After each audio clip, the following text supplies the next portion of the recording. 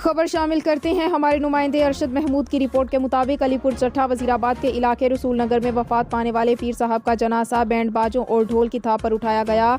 अकीदतमंद जनाजे के आगे डांस करते और नोट निछावर करते रहे। हमारे ब्यूरो चीफ मोहम्मद अहमद की रिपोर्ट के मुताबिक अलीपुर चट्ठा के कस्बा शहर रसूल नगर में दरियाए चिनाब के किनारे आबाद पीर साईं मोहम्मद सलीम गुज़श्ता रोज़ मुख्तसर अलालत के बाद इंतकाल कर गए। उनके इंतकाल की खबर सुनकर उनकी हज़ारों अकीदतमंद रसूल नगर पहुँच गए। साईं मोहम्मद सलीम का जनाजा शहनाइयों की गूंज में उठाया गया। इस मौके पर उनके अकीदतमंद ढोल और बैंड बाजों की थाप पर जनाजे के आगे डांस करते रहे। ख़वातीन भी डांस करने वालों में शामिल थी। जनाजागाह तक जाते हुए नोट निछावर करने के अलावा मैयत पर गुलपाशी भी की गई। उन्हें डेरा अब्दुल्ला में सपुर्दे खाक कर दिया गया।